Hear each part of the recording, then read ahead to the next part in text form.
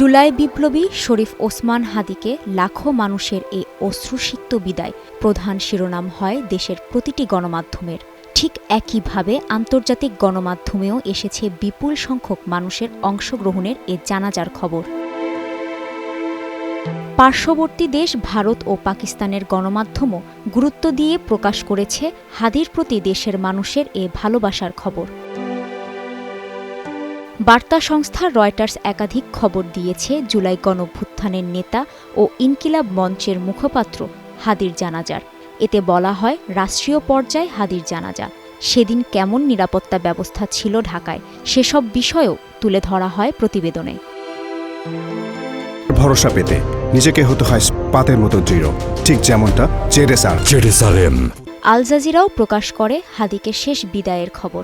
বলা হয়, রাষ্ট্রীয়ভাবে শোক পালন, সংসদ চত্বরে অভ্যুত্থানের কর্মীর জানাজা ঘিরে ঢাকার সড়ক জুড়ে পুলিশের উপস্থিতি।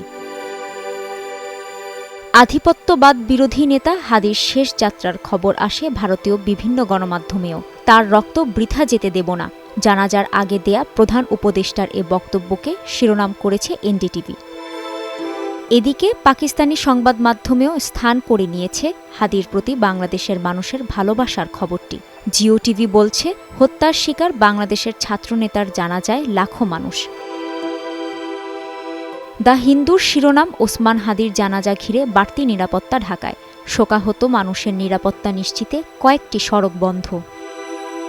এছাড়া বার্তা সংস্থা অ্যাসোসিয়েট প্রেস এপি সহ বিশ্ব মিডিয়ায় স্থান পায় গণঅভ্যুত্থানের নেতার শেষ যাত্রার খবরটি। কাজী শাহরিন, স্টার নিউজ।